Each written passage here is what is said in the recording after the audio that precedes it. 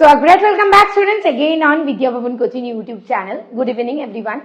তোমরা জানো আমরা ফিজিক্সের সিরিজ নাম্বার 2 তে আছি। সিরিজ নাম্বার 1 এ আমরা ইউনিট এন্ড মেজারমেন্ট নিয়ে পড়াশোনা করেছিলাম।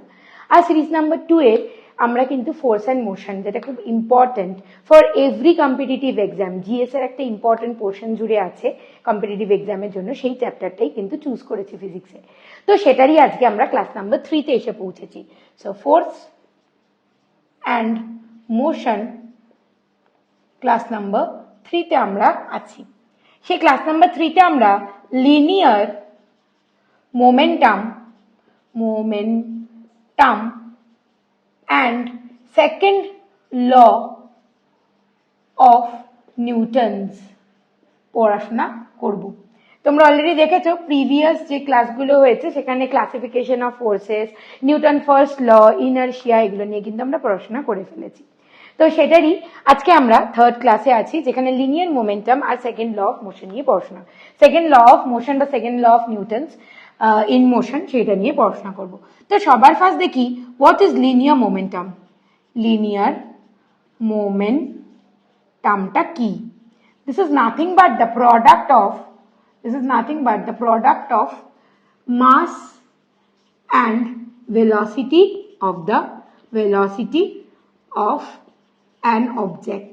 যে অবজেক্টটার মাস নেব সেটার ভেলোসিটি নেব, কোন ভেলোসিটি সেটা মুভ করছে তার যদি প্রোডাক্ট অর্থাৎ গুণফল বানাই তাহলে কিন্তু আমরা লিনিয়ার মোমেন্টাম পেয়ে যাচ্ছি, যেটাকে আমরা স্মল পি দিয়ে ডিনোট করে থাকি, is equals to small m মানে mass of that particular object into velocity v। এখানে অ্যারোটা দিলাম কেন? অ্যারো মানে হচ্ছে ভেক্টর কোয়ান্টিটি, বিকজ আমরা জানি velocity is a vector quantity, speed হচ্ছে স্কেলার কোয়ান্টিটি, রাইট? তো যেহেতু এটা একটা স্কেলার কোয়ান্টিটিকে একটা ভেক্টর কোয়ান্টিটির সাথে মাল্টিপ্লাই করলে vector quantity pi, that's why কিন্তু এর মাথার উপর অ্যারো দিয়েছি। So what is vector quantity? Vector quantity মানে যার ম্যাগনিটিউডের সাথে সাথে ডাইরেকশনও আছে। যদি বলি একটা কারের স্পিড কত তাহলে কিন্তু বলবো 5 কিলোমিটার পার আওয়ার, বাট যদি বলি ভেলোসিটি কত তাহলে বলতে হবে 5 kilometre per hour in east direction, মানে ডাইরেকশনটাও আমায় মেনশন করতে হবে, তবে সেটা ভেক্টর কোয়ান্টিটি হয়, রাইট? তো দেখলাম আমরা এটা। এবার দেখব যে এটা কি বললাম, তাহলে momentum, linear momentum is a vector quantity, okay? Vector quantity কেন? যেহেতু ভেলোসিটিটা vector quantity. Change in momentum, মোমেন্টামের চেঞ্জ দেখো ভালো করে, মোমেন্টামের চেঞ্জকে আমরা ডেল্টা পি বলে রিপ্রেজেন্ট করব। ডেল্টা মানে কি? এটাকে আমরা কি বলি লিখে দিচ্ছি এখানে, ডেল্টা। ডেল্টা মানে হচ্ছে very small amount of change, very small amount of change, okay? তো দেখো তাহলে এটাকে কি রিপ্রেজেন্ট করবো? Delta P is equal to delta M into V, right? Delta M into V, okay? Delta M into V হলো। এবার দেখো কারণ মাস এখন যা 5 মিনিট পরে মাস কিন্তু সেম থাকবে, right? Weight can be change from place to place, যেহেতু অ্যাক্সেলারেশন ডিউ টু গ্র্যাভিটিটা চেঞ্জ হচ্ছে তাহলে weight can be change but mass cannot be change. তাহলে কি হবে? Delta P is equals to M into delta V. Mass তো change হবে না, তাই এমটা বাইরে বেরিয়ে আসলো, ডেল্টা ভি হয়ে গেল। ডেল্টা ভি মানে কি? Small change in velocity.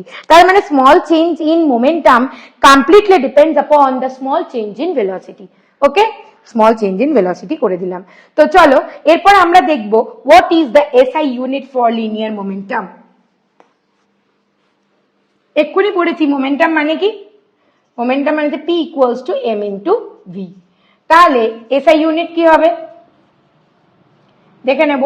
SI unit of P, small P মানে মোমেন্টাম। মাসের ইউনিট কি? কেজি, আর ভেলোসিটির হচ্ছে বলো মিটার পার সেকেন্ড, ওকে? তার মানে KG metre per second, KG metre per second is the SI unit for momentum. এবার সিজিএস ইউনিট দেখবো। সিজিএস ইউনিট অফ পি মানে মোমেন্টাম, স্মল পি দিয়ে মোমেন্টাম বোঝায়, ক্যাপিটাল পি ডিনোট করে pressure, small P মানে momentum, okay? তো দেখো মাসের কি আমরা জানি গ্রাম, আর ভেলোসিটির কি CGS unit centimetre per second, okay? Centimetre per second, তাহলে gram cm per second is the CGS unit for linear momentum. Okay, এবার ডিরেক্টলি আমরা একটা mathematical expression rate of change of momentum নিয়ে আসছি, সেটাকে আমরা কি করে অ্যাক্সিলারেশন এর সাথে তুলনা করব, তো সেটার ক্যালকুলেশন নিয়ে আসছি। তো আমরা এবার যেটা দেখব সেটা হচ্ছে rate of change of linear momentum, rate of change of linear momentum. Okay, দেখো rate of change of linear momentum, change of momentum delta P equals to কি বললাম, এম ইন্টু ডেল্টা ভি, মানে স্মল চেঞ্জ ইন ভেলোসিটি। সে আগে বলে দিই, M মাসের একটা অবজেক্ট যেটা কি না ইউ ভেলোসিটি, ইউ হচ্ছে ওর ইনিশিয়াল ভেলোসিটি, ইনিশিয়াল মানে প্রারম্ভিক, ইনিশিয়াল ভেলোসিটি নিয়ে মুভ করছে। যেই আমি একটা এফ ফোর্স ওর ওপর অ্যাপ্লাই করলাম, এফ ফোর্স ওর ওপর অ্যাপ্লাই করলাম, কত টাইম ধরে, টি সেকেন্ড ধরে অ্যাপ্লাই করলাম, ওর ভেলোসিটি হয়ে গেল ভি, ফাইনাল ভেলোসিটি। শেষে গিয়ে ভেলোসিটি হয়ে গেল কত, ফাইনাল ভেলোসিটি ভি। ঠিক আছে, তাহলে তখন আমরা কি বলবো, rate of change of momentum is equals to mass into, প্রথমে ভেলোসিটি কত ছিল এম ইউ, তারপরে কত আসলো এম ভি। কিন্তু রেট যেহেতু বলেছি, রেট কোনো কিছু রেট অফ চেঞ্জ মানে কি, তাকে টাইম দিয়ে ডিভাইড করা। ওকে, তাই দেখো টাইম দিয়ে ডিভাইড করেছি, আগে ভেলোসিটি ছিল ইউ, পরে হয়েছে ভি। ঠিক আছে, চেঞ্জ ইন ভেলোসিটি বলি। এবার কি করতে পারি, এম কমন নিয়ে নিতে পারি, তাহলে কি হবে ইউ মাইনাস ভি। আর যদি ভি বড় হয় তাহলে ভি মাইনাস ইউ হবে, যদি ভিটা ইউ এর থেকে বড় হয় তাহলে কি হয়ে যাবে, ভি মাইনাস ইউ হবে বাই টি, দুটো সিমিলার জিনিস। ওকে, এবার এই V minus U by T এটা কেউ কি জানা আছে? Yes, it is nothing but acceleration, because অ্যাক্সিলারেশনকে আমরা কি বলি, rate of change of velocity. Rate of change of velocity is known as acceleration. তাহলে rate of change in momentum, linear মোমেন্টামও বলতে পারি, is equals to mass into acceleration. Okay, rate of change of momentum is equals to mass into acceleration. বুঝতে পেরেছি? এই ডিরাইভেশনটা কিন্তু পরীক্ষায় তো জিজ্ঞাসা করবে না, বাট ফর্মুলা দিয়ে কিন্তু অঙ্ক আসে, এজন্য বলে দিলাম নিউমারিক্যালস এর জন্য। নিউমারিক্যালস এর ক্লাসও কিন্তু আমরা করব, দেখতে পাবে। সো তোমরা দেখো এখানে দেখতেই পাচ্ছ Newton second law of motion. Okay, কারণ লিনিয়ার মোমেন্টামের কিছু কনসেপ্ট আমাদের সেকেন্ড ল অফ মোশনে লাগবে, একটু পরেই দেখতে পাবে। জাস্ট আগে নিউটন সেকেন্ড ল অফ মোশনটা কি বলছে দেখে নেই।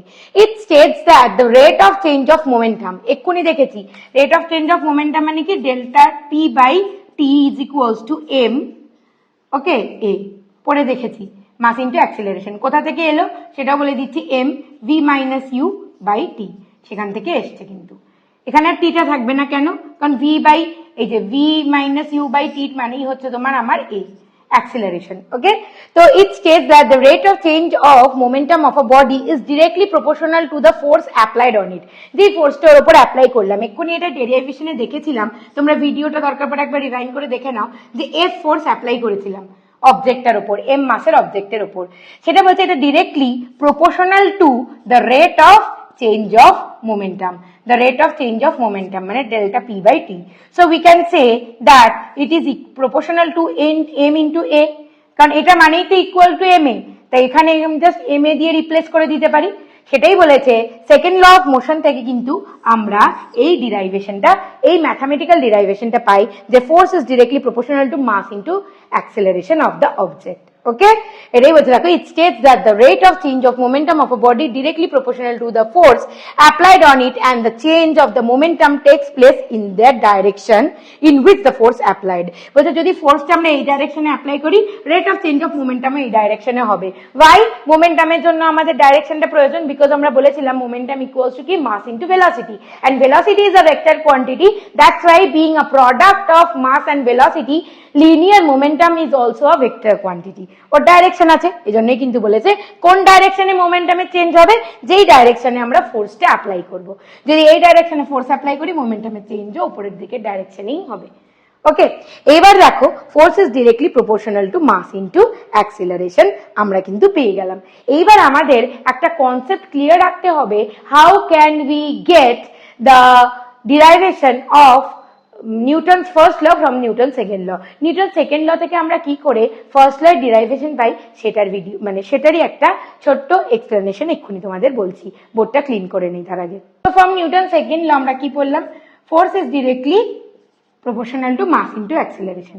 তার মানে কোনো অবজেক্টের যদি অ্যাক্সেলারেশন 0 হয় তাহলে কি হয়ে যাবে, এফ ইকুয়ালস টু মাস 0 না হওয়ার সত্ত্বেও কিন্তু ফোর্সটা 0 হয়ে গেল। তাহলে আমরা বলতে পারি no if no force applied no acceleration. acceleration of that object. তার মানে কোনো অবজেক্টকে যদি রেস্টে থাকে, আমি যদি ফোর্স না দিই ও রেস্টেই থাকবে। কোনো অবজেক্ট যদি অ্যাক্সেলারেশনে থাকে, ওকে আমি ফোর্স না দিলে ও কিন্তু চলতেই থাকবে। So this is the concept of Newton's first law of motion. তোমরা অলরেডি এর আগের ক্লাসেই দেখে এসেছো। Newton first law of motion থেকে কিন্তু আমরা ইনার্শিয়া পাই, যে কি যদি আমরা ফোর্স কারোর উপর অ্যাপ্লাই করি তাহলে রেস্টে থাকা অবজেক্টটা মোশনে আসবে, মোশনে থেকে অবজেক্টটা রেস্টে যাবে। ফোর্সে যদি অ্যাপ্লাই না করি, ফোর্স যদি 0 হয়, অ্যাক্সেলারেশনও 0 হবে, তার মানে ও রেস্টে থাকলে রেস্টেই থাকবে, মোশনে থাকলে মোশনেই থাকবে। No change in that object হবে। ওকে, সো তোমরা বুঝতে পারলে যে Newton second law of motion থেকে কি করে আমরা ফার্স্ট ল অফ মোশনে এসে গেলাম। এটা আমাদের জানি নিউটন সেকেন্ড ল অফ মোশনের ম্যাথামেটিক্যাল এক্সপ্রেশন, আর এটা আমরা জানি কি ফার্স্ট ল এর স্টেটমেন্ট, ফার্স্ট ল এর স্টেটমেন্ট। ওকে, এবার ছোট কিছু এক্সাম্পল যেটা based on Newton second law of motion আমাদের পরীক্ষায় আছে, সেই কটা এক্সাম্পল ডিরেক্টলি দেখে নেব, বিকজ আমাদের ওই এক্সাম্পলটা তুলেই জিজ্ঞাসা করে which law is followed in the above example is option দেওয়া থাকবে Newton first law, second law, third law, gravitational law, এরকম 4টে অপশন দেওয়া থাকবে। তো সেকেন্ড ল এর কিছু অপশনের মানে কিছু এক্সাম্পলের এক্সপ্লেনেশন আমরা পড়ে ফেলি। সো দেখো এখানে আমরা দুটো এক্সাম্পল নিয়েছি Newton second law of motion. এই দুটো এক্সাম্পলে কিন্তু পরীক্ষায় খুবই জিজ্ঞাসা করে। First example, while catching a ball the cricketer withdraw his hand along with the ball. withdraw মানে কি খানিকটা যখন বলটা ক্যাচ করতে দেখে পিছনের দিকে খানিকটা এরকম করে সরিয়ে নেয়, ঠিক আছে। তার কারণ কি শোনো, যখন বলটা নিচ্ছে ইনিশিয়াল মোমেন্টাম কত থাকছে, ইনিশিয়াল মোমেন্টাম থাকছে m pi is equals to m into u. u কেন, ইনিশিয়াল ভেলোসিটি u, তাই বলে। কিন্তু যখন বলটা ধরে নিচ্ছে তখন বলটা স্টপ হয়ে যাচ্ছে। তো স্টপ হয়ে যাচ্ছে মানে কি, বলটার কোনো ভেলোসিটি নেই, বল স্টপ মানে v ভেলোসিটি 0। তখন ফাইনাল মোমেন্টাম কত হচ্ছে, momentum pf, final momentum m into v, টা কত 0, তো স্টপ করে গেছে, তো তার মানে ফাইনাল 0 হচ্ছে।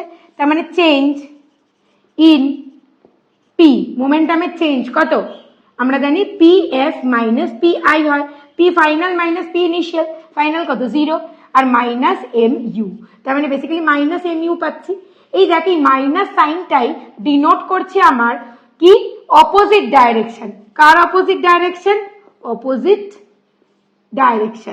কার অপোজিট ডাইরেকশন, ফোর্স, বলের ফোর্সটা আসছে এই দিকে, তাই তো। তাহলে আমি বলটা ধরতে হবার জন্য যে ফোর্সটা দেওয়ার দরকার সেটা আমরা এইদিকে দিচ্ছি, এরকম ভাবে ধরছি, কিন্তু বলটা যে ক্যাচ করছি তখন আমরা হাতটা পিছিয়ে নিচ্ছি, মানে অ্যাপ্লাইড অফ ফোর্স আমার দ্বারা ওপরের দিকে, কিন্তু বলটা ধরলাম পর পিছনের দিকে হাতটা চলে আসলো, মানে কি অপোজিট ডাইরেকশনে কিন্তু আমাদের ফোর্সের অপোজিট ডাইরেকশনে চেঞ্জ ইন মোমেন্টাম হলো, দ্যাটস ওয়াই নেগেটিভ। ওকে, কারণ আমরা নিউটন সেকেন্ড ল অফ মোশনে বলেছিলাম ডাইরেকশনটা কোন দিকে হবে, অ্যাপ্লাইড ফোর্স যেদিকে সেদিকে চেঞ্জ অফ মোমেন্টামের ডাইরেকশন হবে। কিন্তু এখানে দেখ অ্যাপ্লাইড ফোর্সের ডাইরেকশন ওপরের দিকে হচ্ছে, মানে এরকম করে ধরতে যাচ্ছি, কিন্তু বলটা ধরবার পর আমাদের হাতটা কিন্তু উইথড্র হয়ে যাচ্ছে, কেন কি ওই নেগেটিভ সাইনটা এখানে দেখ আসছে। ফিজিক্সের সবকিছুই ম্যাথমেটিক্যালি, এই দেখ এই নেগেটিভ সাইনটাই কিন্তু ডিনোট করছে অপোজিট ডাইরেকশন। ওকে, অপোজিট ডাইরেকশনে কিন্তু আমাদের এই বলটা ধরছি বলে চেঞ্জ ইন মোমেন্টাম, ফোর্সের ডাইরেকশন দুটো অপোজিট, ফোর্স এদিকে, চেঞ্জ ইন মোমেন্টামের ডাইরেকশন এইদিকে হচ্ছে, দ্যাটস ওয়াই নেগেটিভ। এই জন্যই বলছে উইথড্র হয়ে যাচ্ছে, পেছনের দিকে চলে আসছে। নেক্সট আরেকটা, athletes often lands on sand or foam after taking a high jump. High জাম্পে যখন আসছে যদি একটা ল্যান্ডের উপর জাম্প করে তাহলে ডিরেক্টলিও পড়বে, ডিরেক্টলি ফটাক করে পড়বে, ফটাক করে পড়বে মানে কি খুব অল্প টাইম হচ্ছে, টাইমটা অল্প বলে এর যে রিয়াকশন ফোর্স বলবো না, মানে ওর লাগার পরিমাণটা অনেক বেশি হবে। যদি স্যান্ডের ওপর হয় বা ফোমের ওপর হয় তাহলে একটু ভেতর দিকে ঢুকে যাবে, তো যেই জাম্প করছে একটু খানিকটা ভেতর দিকে ঢুকে গেল, ভেতর দিকে ঢুকে গেল মানে এইখানে দেখ টাইম প্রায় একদমই মাটির সাথে টাচ করার টাইম যা এখানে একটু বেশি, ফোমে যদি হয় আরো বেশি। যত টাইমটা ইনক্রিজ করবে rate of change of momentum তত কমবে। বাই আমরা জানি ডিনোমিনেটরে থাকে টাইম আর ওপরে থাকে চেঞ্জ ইন মোমেন্টাম। ডিনোমিনেটর যত বাড়ে টোটাল জিনিসের এফেক্টটা তত কমে। তাই টাইমটা যত বাড়ছে এই দুটোর ক্ষেত্রে, এটা যদি স্যান্ড হয় আর এটা যদি ফোম হয় তাহলে কি ফোমে টাইম আরো বেশি, স্যান্ডে অল্প। আর যদি ডিরেক্টলি ল্যান্ডের ওপর মানে কোনো একটা গ্রাউন্ডের ওপর ল্যান্ড করে শক্ত, ডিরেক্টলি এটা ঢাক করে পড়বে বিভৎস জোরে, কিন্তু কি হবে মোমেন্টামে চেঞ্জ হবে এবং ফোর্সটাও তত জোরেই হবে, তত জোরে লাগবে। Okay, because rate of change of momentum is directly proportional to the applied force. That's why যত টাইম আমি বাড়াবো ডিনোমিনেটর তত যত বাড়াবো তত এফেক্ট অফ ফোর্স বা এফেক্ট অফ মানে আমার লাগা অনেক কম হবে। এই জন্য হাই জাম্পের জন্য কিন্তু কোথায় ল্যান্ড করতে হয়, জেনারেলি স্যান্ড আর ফোমের ওপর। সে এই দুটো এক্সাম্পল কিন্তু application of Newton second law এর উপর বেস করে আছে, যেগুলো পরীক্ষায় আসে। তার টোটাল কেন সেকেন্ড ল এর উপর বেস করে হয়েছে সেটাও আমি বুঝিয়ে দিলাম, যাতে তোমাদের পরীক্ষায় বুঝতে একদমই অসুবিধা না হয়। So hope you all have enjoyed that force and motion class number 3, যেটা কিনা আমরা লিনিয়ার মোমেন্টাম এবং সেকেন্ড ল অফ মোশনের উপর জন্য পড়লাম। যদি ভালো লাগে অবশ্যই আমাদের এই ভিডিওটা শেয়ার করো, বিকজ আমরা চাই যারা কম্পিটিটিভ ফিল্ডের অ্যাসপিরেন্ট আছে তারা জানি একটা ভালো ফিজিক্সের মানে কি বলবো ভালো ফিজিক্সে একটা নোটস তৈরি করে পরীক্ষার হলে যেতে পারে, যাতে সব কোয়েশ্চেন তারা অ্যাপিয়ার করতে পারে। So please share that particular video and subscribe our channel. Thank you for watching.